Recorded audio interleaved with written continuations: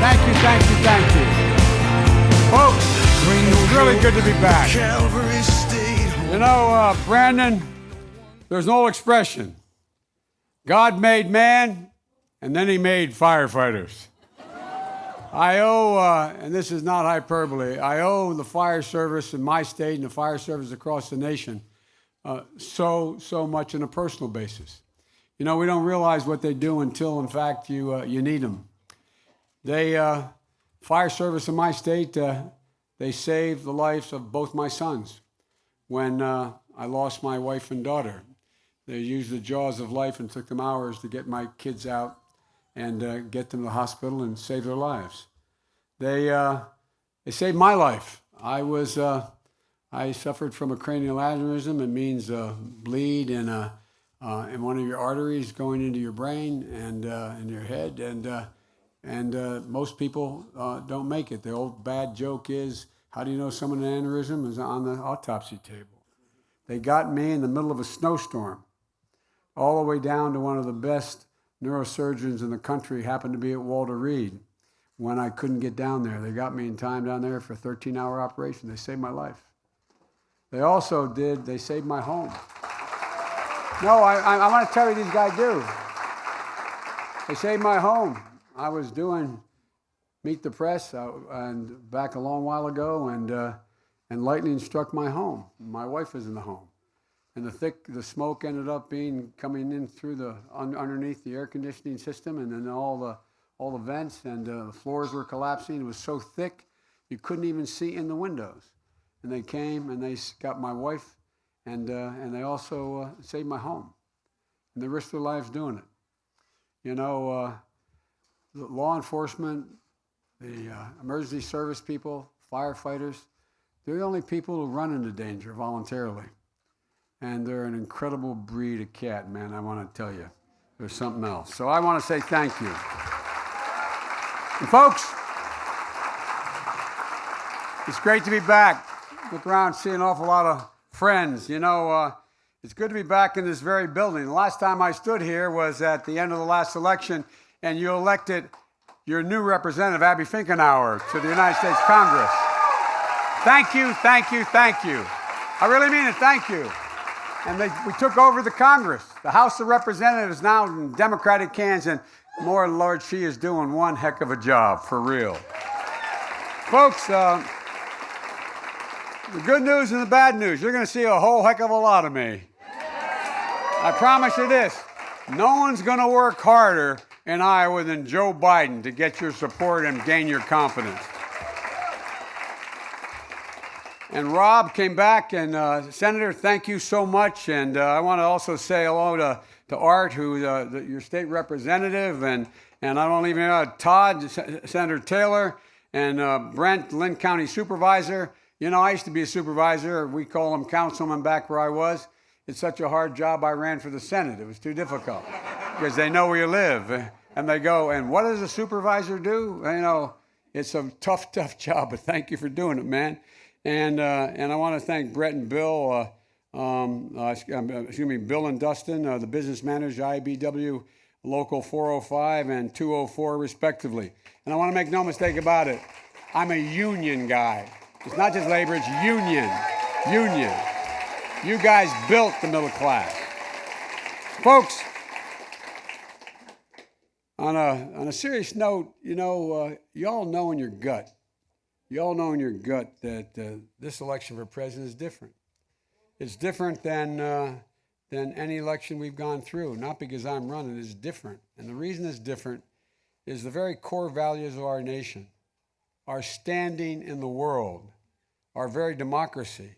Everything that's made America, America is at stake. And we know why. Limited to 4 years, this administration will go down in history as an aberrant moment in time. But give 8 years to this administration in the White House, we're going to forever and fundamentally change the character of the country. We can repair now, God willing, what we've gone through. And we're going to be able to get back together, God willing, our international partnerships. The fact of the matter is that we've not had a president who ever has embraced so many autocrats and dictators and stiff-armed our friends. It's worrisome. It's a concern. 8 years of this presidency, you'll find our alliances are fundamentally changed. And by the way, we need these alliances. We cannot be the policemen of the world alone. We need these alliances. But folks, we're not going to let this happen. You know, unlike anything in my lifetime, I see this election is different. In that you saw Charlottesville. I know at the time I wrote an article saying about Charlottesville when you saw these neo-Nazis carrying swastikas coming out of the fields with torches, with contorted looks on their face, accompanied by white supremacists chanting hate and deceit and going on and talking about, you're using the same anti-Semitic bile that was used in the 30s in Germany. And then the president, when the rest of the world was looking for condemnation, and we were, when those good, decent people came and said, who were fighting against hate, not in supporting hate, and there was a clash, what did he say when asked? He said there were good people, some good people on both sides. I tell you what, I don't think we've ever heard, very fine was his phrase, very fine people on both sides. You know, and just a few days ago when the president was critical of my saying that, and I said it back and wrote an article in Atlantic Magazine at the time it occurred, he now has come down and doubled down on concocting a phony story about how these violent thugs only wanted to protect the statue of Robert E. Lee. Give me a break. No, I mean, this is, enough's enough, man. This is nonsense. The very rally was advertised as a white supremacist rally. Anti-Semitic chants were clear. Hatred was on the march, and he knew it. As I said at the time, we're in the battle for the soul of the nation. And we are. We are in a battle for the soul of the nation. That's why, above all else, we have to defeat President Trump in 2020. Yeah!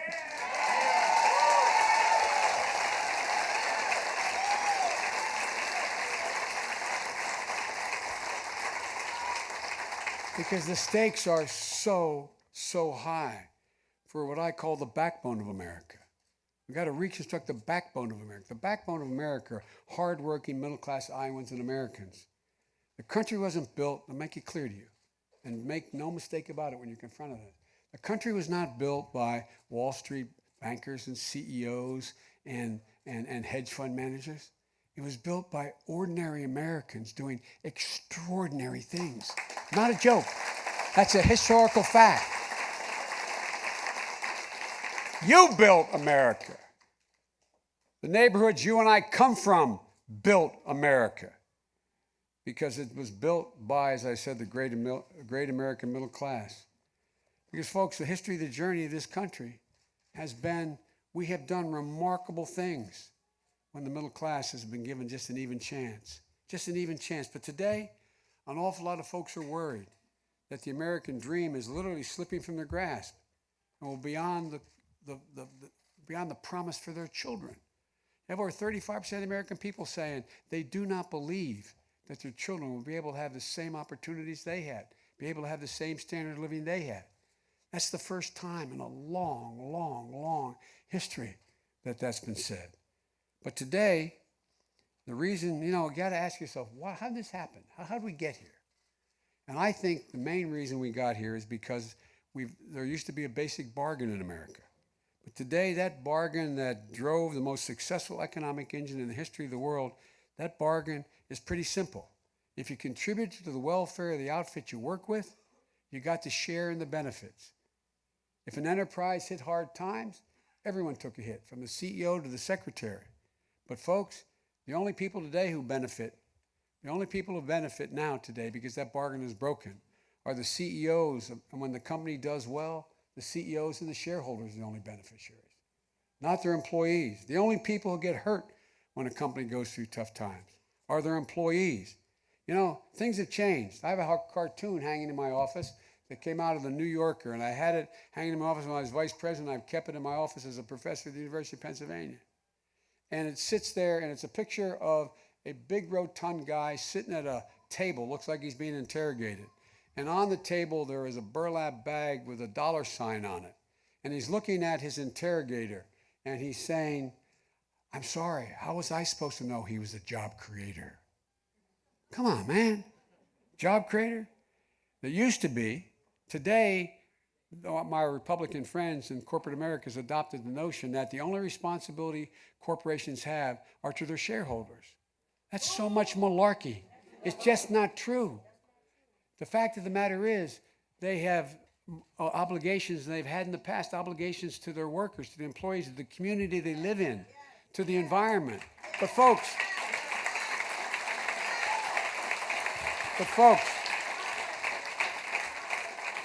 look, my dad, who didn't own but ran an automobile agency, you're telling me he didn't create thousands of jobs by those cars being sold, the folks on the line didn't change them? You're telling me that the people who grow our food, process our food, package our food, sell our food, deliver our food, they're not job creators? Look, folks, this is getting just backwards. I think it's incredibly important that we restore the dignity of work. My dad used to have an expression, for real. He'd say, Joey, a job's about a lot more than a paycheck. It's about your dignity. It's about respect. It's about your place in the community. It's about being able to look your kid in the eye and say, honey, it's going to be okay. But think of all the people today who don't think they can say that to their kids. But today, in Iowa and around the country, things have changed. I think the moral obligation of our time is to rebuild the middle class. That's my North Star. And the reason for that is when the middle class does well, everybody does well. The wealthy do fine. The middle class does fine. And people have a way up. There's hope. There's optimism. Folks, when we rebuild the middle class this time, I'm going to make sure everybody comes along. Everybody. Regardless of their race, their gender, their ethnicity, their religion, where they live, whether they have a disability. Everybody gets in this time. Everybody. And for me, that will be what I consider the measure of economic success as a nation, not just the growth of the GDP. At its core, it gets down to a fundamental issue, the dignity of work. Being able to provide. And what do I mean by that? The dignity of work is being able to provide for your security for your family and yourself, being able to do something that you can leave behind, being able to be in a position that you're able to do something that in fact generates some hope for your kids and your families. That's what dignity is about. Look, how can you maintain a person's dignity if they can't, how can they maintain their dignity if they're not able to take care of their sick child because they can't afford to cover a pre-existing condition? How can that happen? How can that happen? How can a man or a woman, a husband, a wife, anyone who watches a family member maintain their dignity if an insurance company can come along and say you've now, in your palliative care, you've now reached the end of your insurance, no longer? How can a parent do that? How can that be the case?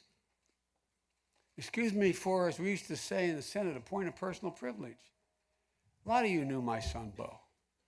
My son, Bo, was diagnosed with a terminal disease. We knew, the chances were close to zero. I couldn't imagine if he didn't have insurance, if he hadn't been a military man and had the coverage he had. I can't imagine what it would have been like if they said about 6 months into his year of fighting for his life, said, no, you've outrun your insurance. We can't do it anymore. Talk about dignity being stripped from you. Or education. I can't imagine a parent has to maintain their dignity. It's not just about if you can't afford, like you can today, to get your kid to school after high school. But think what it does to the parent. When you look at there's nothing worse, as you all know, over parents. There's nothing worse than being able to look at your child and know they have an opportunity or a problem and not being able to respond to it. My Lord.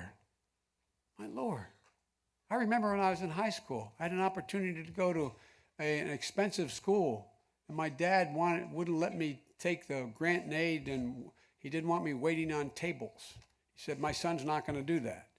So I remember going down my senior year to change cars with my dad to be able to drive a nice car to the senior prom after a game. And I remember running in, parking my old car, and running and asking Mary, "Where's Dad?" She said, "He's out in the lane out there."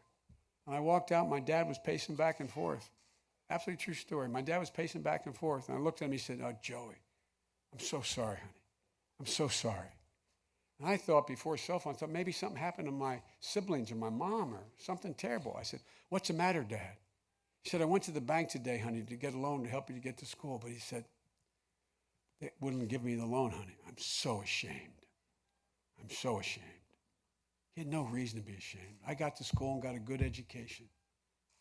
But folks, think of all the people you know, maybe some of you.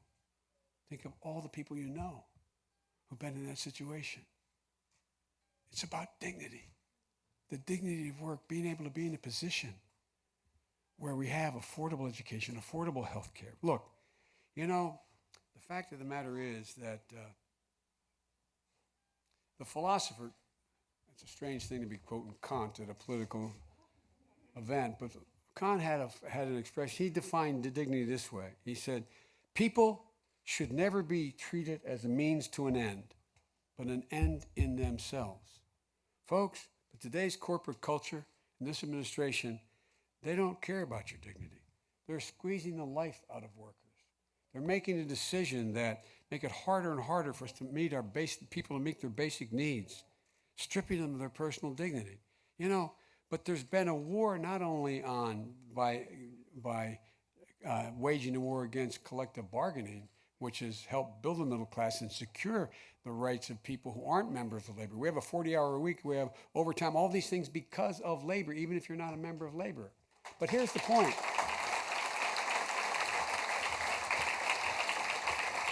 What sort of crept into the system without us really paying much attention to it for the last 20 years, non-compete agreements. The ability to bargain for yourself, not as a part of an organization, a non-compete agreement. You're making sandwiches used to be making sandwiches for Jimmy John's, you have to sign a non-compete agreement, they changed it. And so you couldn't walk across town and maybe get $1 an hour more working for another McDonald's or Harvey's or whatever it was. What's that all about?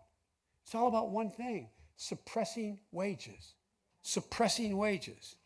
Not a joke. And the other thing is, look what's happened.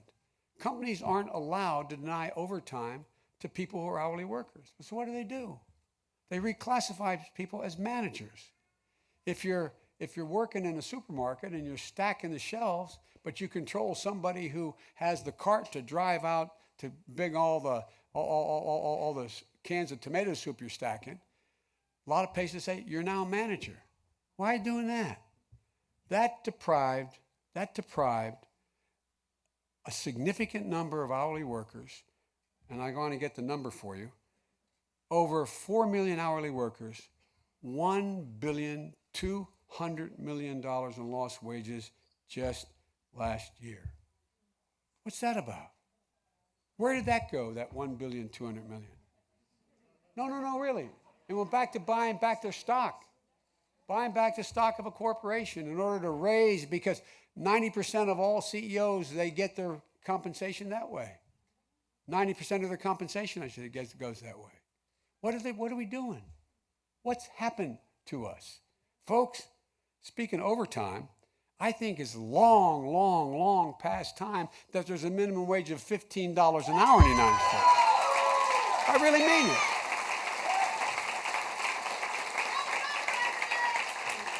No, I really mean it. I mean, look, folks, it's,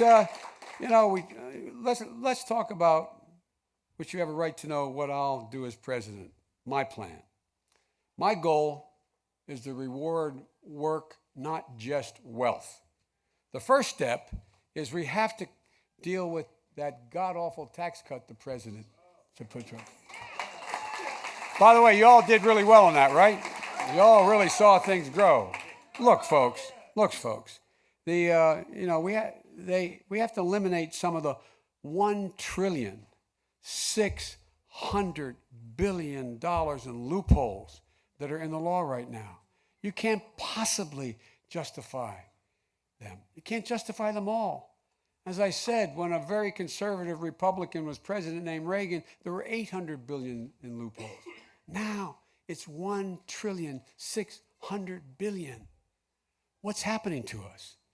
Look, the super wealthy have gotten significant help as a consequence of those loopholes, and greater incentives for companies to ship jobs overseas in those loopholes. Folks, look, as a consequence of his tax cut, and I said it when it was being passed, when they were moving it, he's going to use it as an excuse by creating a deficit. These guys are deficit hawks, right? They increased the deficit by $1.9 trillion of next year. Now what are they using it for? They're now coming along and saying, we got to deal with that deficit in the Republican Congress, the Senate, and the Republicans in the House. You know what we have to do? We have to deal with taking on that social safety net that's costing us too much. Not a joke. Here's what they're saying.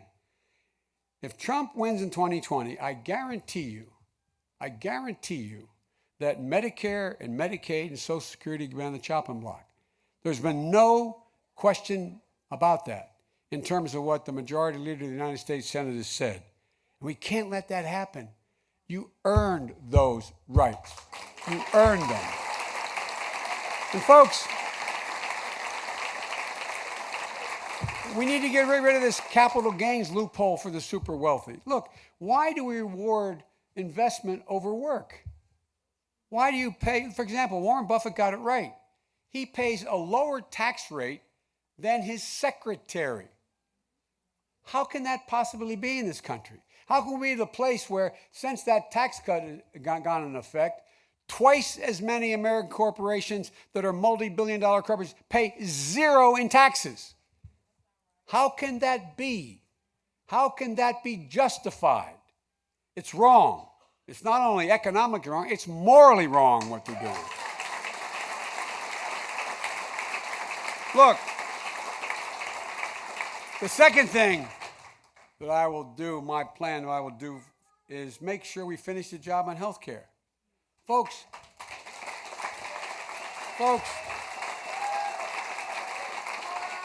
I don't have time to lay out all the details, all the plan. This is going to come out as I campaign across here for you, but let me just, because it will keep you here forever. But folks, we've got to finish the job. When we passed the Affordable Health Care, I told President Obama it was a big deal, or words to that effect.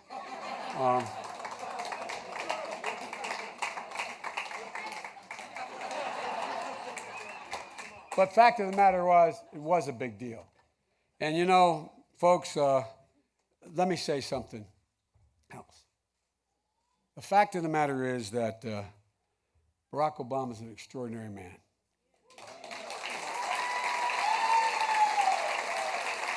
You measure a man or a woman's worth and their courage based upon how they react to overwhelming crises. I watched this guy. Everything but locusts landed on his desk. Not a joke. He had an incredible, and his integrity, his dignity, his decency. He was a president our kids could look up to. Parents wanted them to hear what he had to say.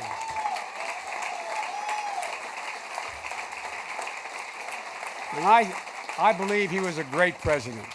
There wasn't a single solitary day that I served with him that I wasn't proud to be with him. And the Affordable Care Act was one of those most important days. We made historic progress. We extended coverage to 22 million Americans who didn't have it. And folks, now we have to finish that job so that we no longer have an argument about whether or not health care is a privilege or a right. It should be a right for every American. Look, because most of all, it gives people, moms and dads and families, peace of mind. Remember my mom saying Dad goes to bed after he lost a particular job where he lost his health care. He said he's staring at the ceiling, going to bed. What happens? What happens if I get sick? What happens? we lose everything. What happens to my family? Folks, look, we have to finish this job.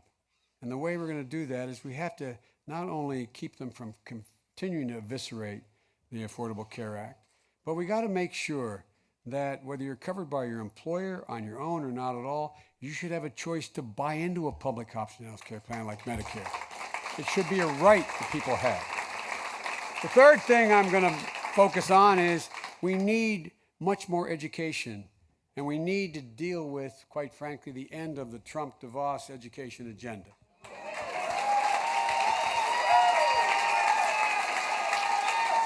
And I don't think there's any state in America that understands that better than Iowa. I remember when kids, everybody took the Iowa test. You were the proudest. No, I'm sure you were proud, incredibly proud. But look what Republican governors here, as well as your Republican legislature, has done to that. Republicans across the board. Ladies and gentlemen, look. The fact of the matter is, in the 21st century, 12 years of education is not enough to stay in the middle class. It's simply not enough.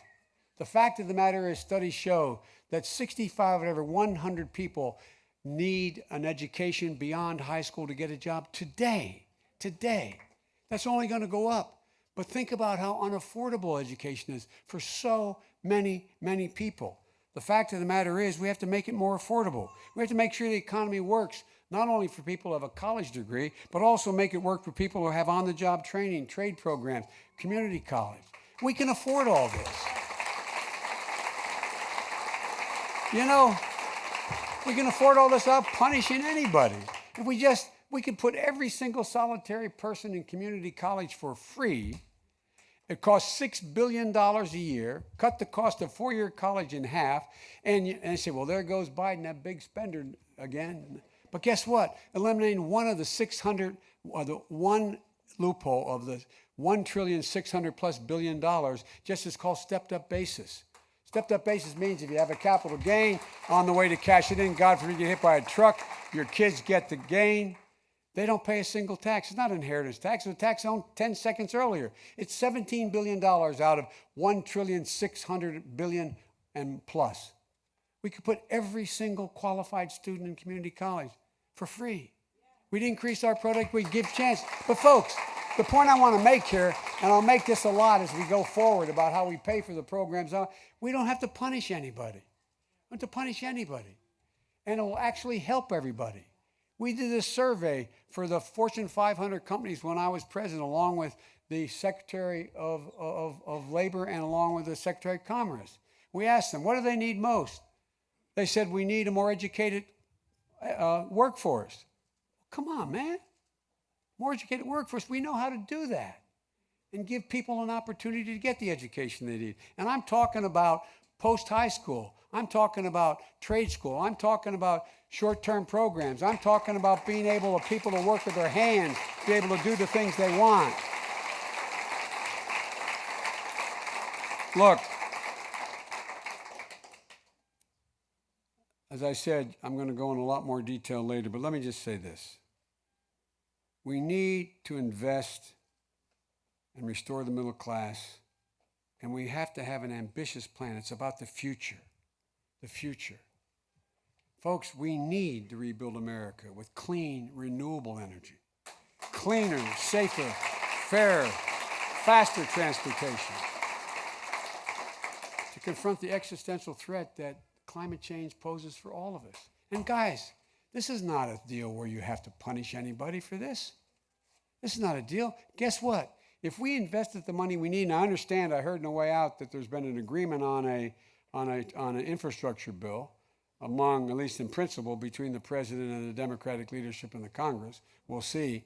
But guess what? Guess what? It creates millions and millions of jobs. Good, decent paying jobs. Folks, look. As I said, we can do all that we need to do to make this country grow, to restore dignity to work, and all the things we have to do if we just eliminate unnecessary loopholes. We don't have to raise any of your taxes. Eliminate unnecessary loopholes. And the only thing that stands in the way is our broken political system. It's broken. The country can't afford four more years of a president who wakes up every day to wage a war on Twitter. I think of it the first way. I almost slipped. But guys, while the rest of the world is competing with us, is waging a war for the future.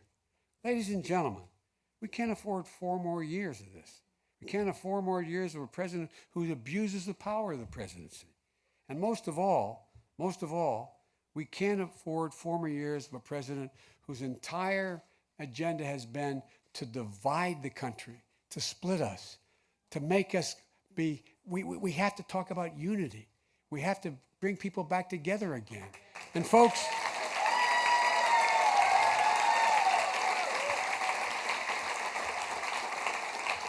we can give all Americans the opportunity to provide for themselves and their families, being part of the middle class. And one more thing, I know I'm called middle class Joe. I talk about it a lot. It's not meant as a compliment. It's meant I'm not sophisticated. But I tell you what, I'm pretty darn sophisticated to know how we have kept, unlike any other nation in tough times, our political, our economic, and our social stability. It's because people genuinely believed that the American dream was alive, that they had access to possibilities. I was with Xi Jinping, who I've spent, when I was president, hours and hours with. And we were in a place called the head of China. We're in the president now. We're in a place called Chengdu, a city on the Tibetan Peninsula, having dinner with one another, and we each had an interpreter with us. And he looked at me, he said, "Can you define America for me?" And I said, "Yes, I can." And I meant it in one word, possibilities. Possibilities. And folks, I'm more optimistic about the possibilities of America if we just get up, raise our heads up, remember who we are. This is the United States of America. Folks, we're the most productive workers in the world. We're in a situation where America is nearly energy independent. We have more great research universities in America than all the rest of the world combined. As my wife, the professor, would say, Google it if you doubt me. And look, the fact of the matter is, America, the only thing that can tear America apart is no foreign, Emma. It's America itself. And folks, we've got to stop it. Everybody knows who Donald Trump is. I want to make sure they know who we are, who I am. We choose hope over fear. We choose unity over division. We choose truth over lies. And we choose science over fiction. This is the United States of America. We can do anything. God bless you, and may God protect our troops. And I mean it. Thank you.